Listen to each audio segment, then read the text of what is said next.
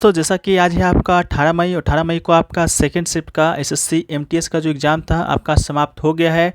तो आज की इस वीडियो में हम लोग देखेंगे सेकंड शिफ्ट में पूछे गए 25 जी के जिसके प्रश्न, साथ में इंग्लिश के भी प्रश्न मिले हैं, तो उन सभी प्रश्नों को देखेंगे विद एक्स्ट्रा फैक्ट के साथ, ठीक है। बाकी इसका जो पीडीएफ है आपको टेलीग्राम चैनल पर मिल जाएगा, लिंक डिस्क्रिप्शन में दिया गया है। और जैसा कि हमारा गिव अवे वीक चल रहा है तो आपसे 5 सवाल पूछे जाएंगे वीडियो को बीच बीच में, तो आपको वीडियो को पूरा देखना है और 5वें सवाल का जवाब का आंसर सही देना है। जो लोग भी मंडे से लेकर फ्राइडे तक में सबसे ज़्यादा आंसर का जवाब देंगे उनको आपको गिव अवे का विनर है जो कि घोषित किया जाएगा, ठीक है। तो चलिए वीडियो को स्टार्ट करते हैं बिना किसी देरी के, ठीक है। तो देखिए पहला जो प्रश्न आपसे पूछा गया था, सबसे जो इजी प्रश्न आपका, दिल्ली के लाल किला का निर्माण है जो कि किसने कराया था, ठीक है। ये क्वेश्चन आपसे पूछा गया था, दिल्ली के लाल किला का निर्माण किसने कराया था। तो आशा करते हैं कि आप लोगों में से सभी स्टूडेंटों ने आपका ये आंसर है जो कि सही किया होगा। तो इसका जो राइट आंसर है आपका क्या हो जाएगा, तो दोस्तों आपका शाहजहाँ हो जाएगा, ठीक है। दिल्ली के जो लाल किला का निर्माण है दोस्तों आपका किसने कराया था, तो शाहजहाँ ने कराया था। ये आपका 17वीं शताब्दी के मध्य में, ठीक है। इसके अलावा ये दोस्तों आपका कहाँ पर स्थित है, तो पुरानी दिल्ली यानी कि भारत में आपका स्थित है। किले को आपको 2007 में यूनेस्को की विश्व धरोहर स्थल की सूची में नामित भी किया जा चुका है। और बादशाह शाहजहाँ ने लाल किले का निर्माण है जो कि दोस्तों आपका 12 मई 1638 को शुरू किया था और अपनी राजधानी को आगरा से दिल्ली हस्तांतरित करने का फैसला लिया था, ठीक है। मूल रूप से शाह के पसंदीदा रंग लाल और सफ़ेद है। इसके डिजाइन का श्रेय वास्तुकार की बात करें तो उस्ताद अहमद लाहौरी को जाता है, जिन्होंने ताजमहल भी बनवाया था, ठीक है। ताजमहल का भी निर्माण दोस्तों किसने किया था, तो ये भी दोस्तों आपका शाहजहाँ ने ही किया था, ठीक है। शाहजहाँ ने ही ताजमहल का निर्माण भी किया था, लाल किला का निर्माण भी इसी ने किया था। इसके जो वास्तुकार थे आपके उस्ताद अहमद लाहौरी हैं, इसको भी आप याद रखने का कोशिश कीजिएगा, ठीक है। नेक्स्ट क्वेश्चन पूछा गया था, सबसे छोटा महासागर जो कि कौन सा है। ये भी प्रश्न आपका रिपीटेड है। जब सबसे बड़ा महासागर आपसे पूछा गया था तो तभी हमने आपको बताया था कि सबसे छोटा महासागर भी आपसे आने वाले शिफ्ट में पूछा जा सकता है, ठीक है। तो सबसे छोटा जो महासागर है वो दोस्तों आपका आर्कटिक महासागर है। तो इसका राइट आंसर दोस्तों आपका क्या हो जाएगा, तो आर्कटिक महासागर हो जाएगा, ठीक है।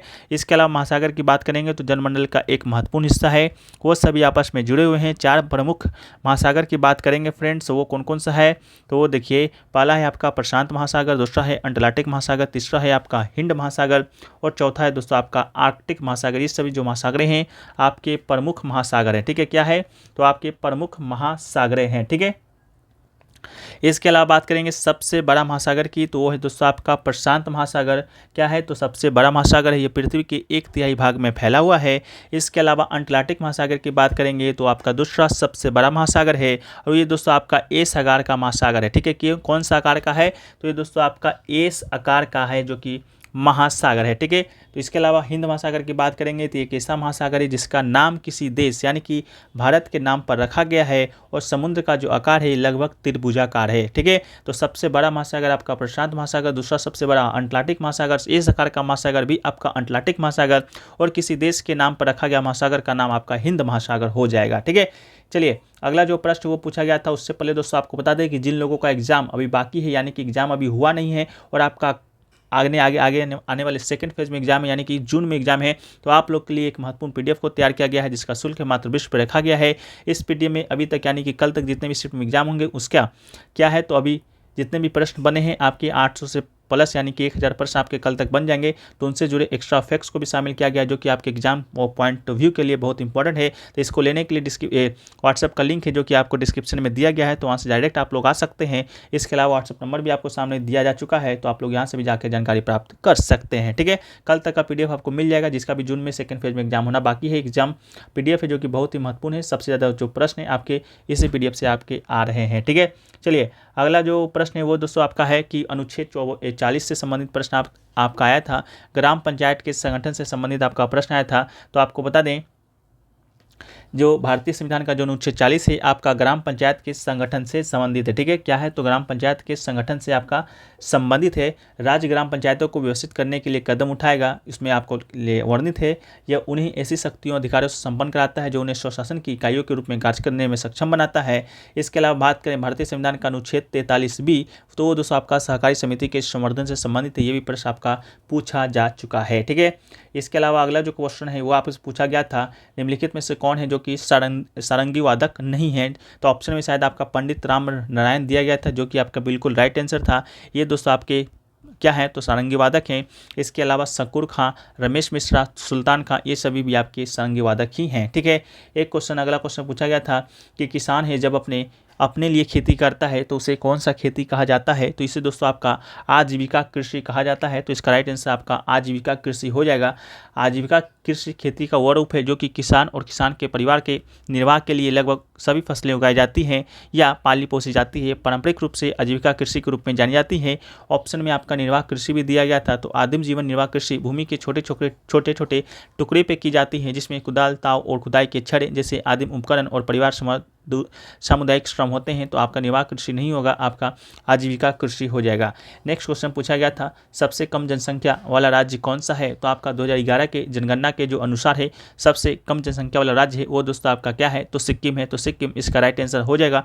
वहाँ की जो जनसंख्या है मात्र 6,10,577 ही है 2011 के जनगणना के अनुसार। इसके अलावा भारत का सबसे दूसरा कम आबादी वाला राज्य पूछे, क्योंकि आपका सबसे कम वाला तो पूछा जा चुका है, लेकिन अगले शिफ्टों में हो सके तो दूसरा सबसे कम आबादी वाला राज्य पूछा जाएगा। तो इसका जो राइट आंसर है वो दोस्तों आपका क्या हो जाएगा? मिजोरम हो जाएगा। ठीक है, सबसे दूसरा कम आबादी वाला राज्य आपका मिजोरम है। कल के शिफ्ट में पूछा गया था सबसे ज़्यादा आबादी वाला राज्य, तो सबसे ज़्यादा जो आबादी वाला राज्य है फर्स्ट पर है वो दोस्तों आपका कौन है? तो वो दोस्तों आपका यूपी है। सेकेंड की बात करेंगे तो वो दोस्तों आपका कौन है? तो शायद आपका सेकंड पे महाराष्ट्र है और थर्ड पे आपका कौन है? तो आपका बिहार है। ठीक है, तो फर्स्ट पे यूपी, सेकंड पे महाराष्ट्र, थर्ड पे दोस्तों आपका बिहार है, जो कि आपका सबसे ज़्यादा आबादी वाला राज्य है। ठीक है, अगला जो क्वेश्चन पूछा गया था, पानीपत का तीसरा जो युद्ध है आपका किसके किसके बीच हुआ था?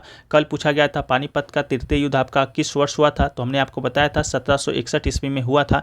लेकिन आज पूछा गया है तो पानीपत का तीसरा युद्ध किसके किसके बीच हुआ था? तो कल के ही वीडियो में हमने आपको बता दिया था कि जो पानीपत का जो तृतीय जो युद्ध है आपका अफगान आक्रमणकारी अहमद शाह अब्दाली और पुणे के सदाशिवराव पेशवा के तहत मराठों के बीच लड़ा गया था।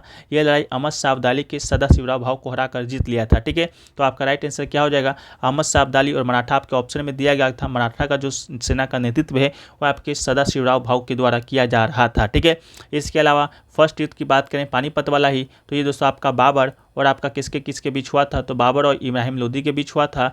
कब हुआ था? तो आपका ये 1526 में हुआ था। सेकेंड वाला जो युद्ध है वो दोस्तों आपका कब हुआ था? तो ये दोस्तों आपका अकबर और हेमू के बीच में हुआ था। ये कब हुआ था? तो 1556 ईस्वी में हुआ था। ठीक है, तो इसको भी आप याद रख लीजिएगा, क्या जाता है याद करने में। अगला है कि 2016 का सरोगेसी जो बिल है वो दोस्तों आपको किसको समाप्त करने के लिए किया गया था? तो ये दोस्तों आपका कमर्शियल। ठीक है, इसका जो राइट आंसर दोस्तों आपका हो जाएगा वो दोस्तों आपका कमर्शियल सरोगेसी इसका राइट आंसर हो जाएगा। ठीक है, कमर्शियल सरोगेसी यानी कि वाणिज्यिक सरोगेसी इसका आपका राइट आंसर होना है।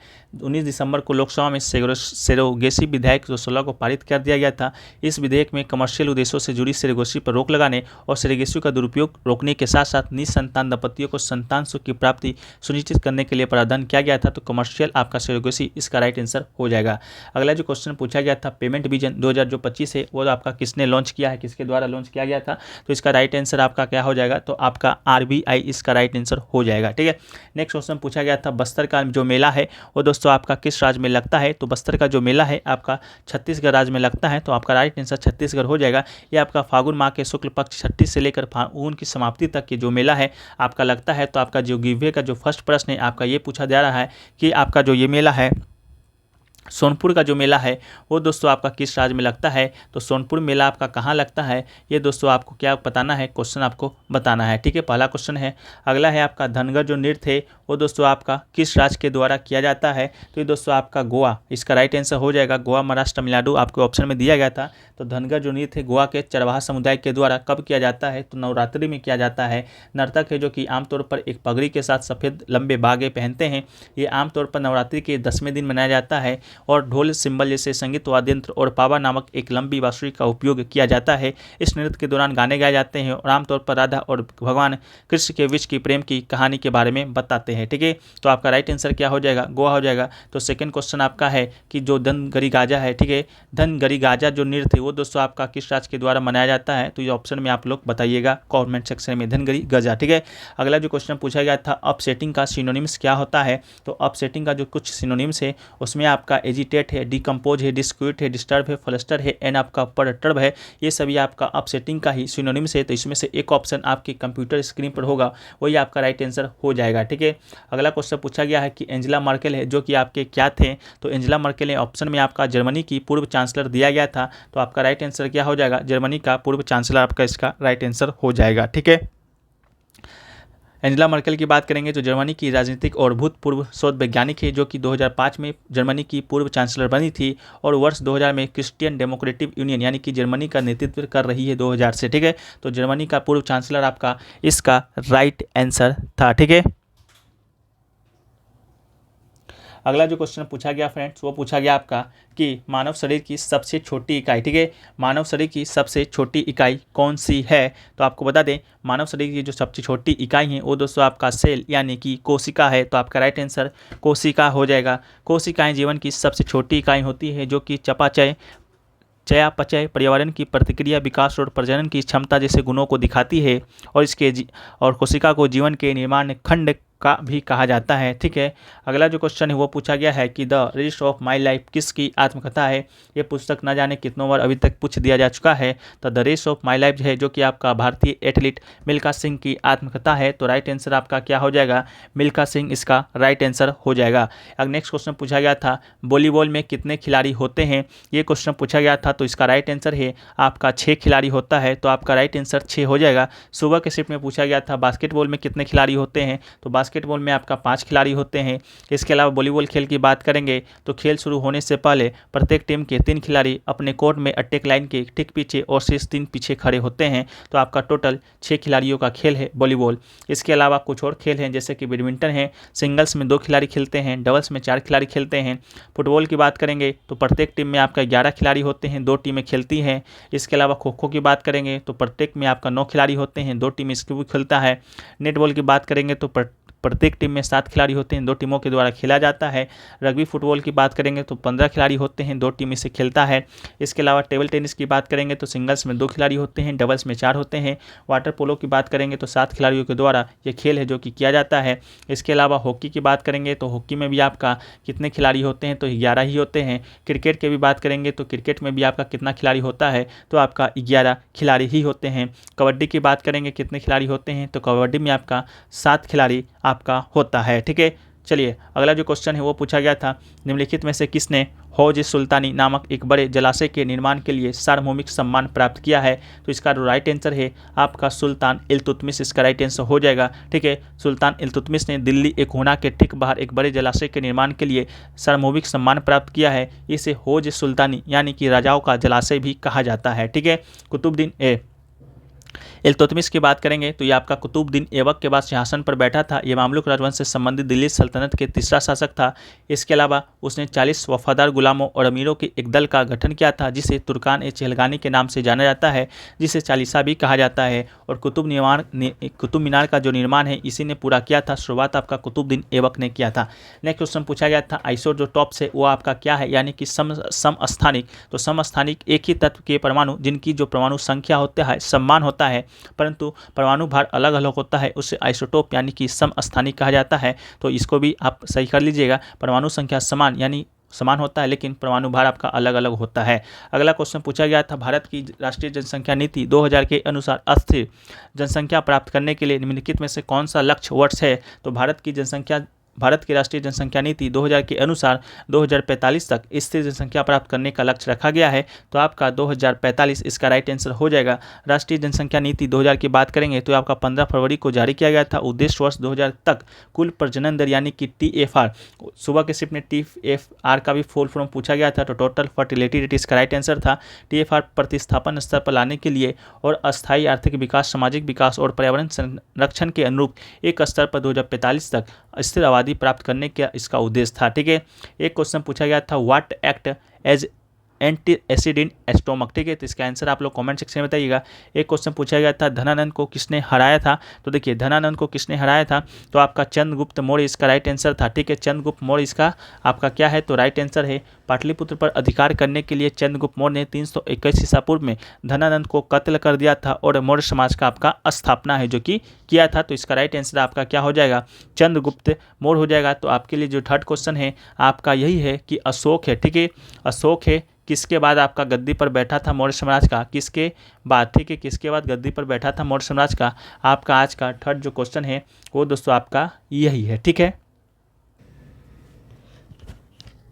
एक क्वेश्चन पूछा गया फ्रेंड्स आपका कि पंजाब में, ठीक है, पंजाब में आपका पंजाब में भगवान को, ठीक है, पंजाब में भगवान को निरर्थक, ठीक है, पंजाब में भगवान को निरर्थक है जो कि किसने कहा है, ठीक है, निरर्थक किसने कहा है। तो इसका जो ऑप्शन है अभी तक मिल तो नहीं पाया है, लेकिन मेरे ख्याल से आपका इसका जो राइट आंसर है आपका बाबा, ठीक है, बाबा दयाल दास आपका इसका राइट आंसर हो सकता है। तो आप लोग कमेंट सेक्शन में ज़रूर बताइएगा कि आपके ऑप्शन में बाबा दयाल दास था या आपका नहीं था, ठीक है। इसके अलावा एक क्वेश्चन दोस्तों आपका और पूछा गया था कि अक्टूबर और नवंबर में, ठीक है, इसका जो क्वेश्चन है आप लोग जवाब दे दीजिएगा। इसका हम क्वेश्चन लिख देते हैं कि अक्टूबर और आपका नवंबर में, अक्टूबर और नवंबर में सूर्य की आभासी स्थिति, ठीक है, सूर्य की जो आभासी स्थिति होती है वो दोस्तों आपका कौन से दिशा में होती है, ठीक है, सूर्य की आभासी स्थिति कौन से दिशा में होती है। इसका राइट आंसर आप लोग कमेंट सेक्शन में दे दीजिएगा। ये 2 क्वेश्चन हैं जो कि पीडीएफ में छूट गया था, ठीक है। बाकी मेरे ख्याल से सभी जो आंसर है हमने आपको बताने का प्रयास किया है, ठीक है। बस गिव अवे का जो आपका 3 क्वेश्चन तो आपसे पूछ दिया गया है। चौथा क्वेश्चन आपसे पूछ देते हैं कि आपका अनुच्छेद जो 51 का ए है वो दोस्तों आपका किससे संबंधित है, ये आपको बता देना है, किससे संबंधित है ये आपको बताना है, ठीक है। और क्वेश्चन नंबर जो 5 है वो दोस्तों आपको बता दें तो वो आपका है कि क्रिकेट भारत के अलावा, ठीक है, क्रिकेट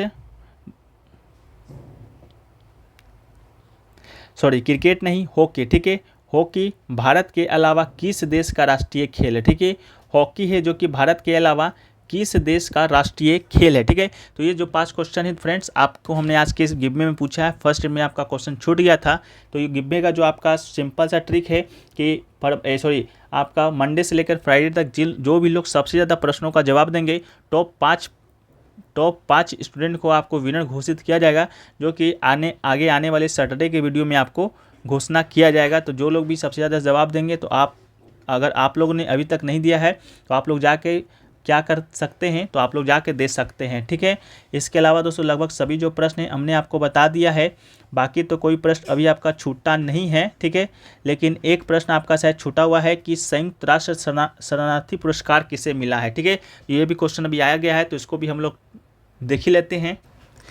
अच्छा, ये जो क्वेश्चन है आपका एंजेला मार्केल वाला ही था कि आपको संयुक्त शरणार्थी पुरस्कार आपकी जर्मनी की जो पूर्व चांसलर थी एंजेला मार्केल को ही मिला है, शायद आपका ये क्वेश्चन में ही था, तो कोई आपका नहीं है। इसके अलावा दोस्तों आपका लगभग सभी प्रश्न आपको बता दिए हैं। एक आपका मेल्ड्रेट का आपका एंटोनिम्स आया था जिसका राइट आंसर आपका क्या है, तो ऑकवर्ड है, ठीक है।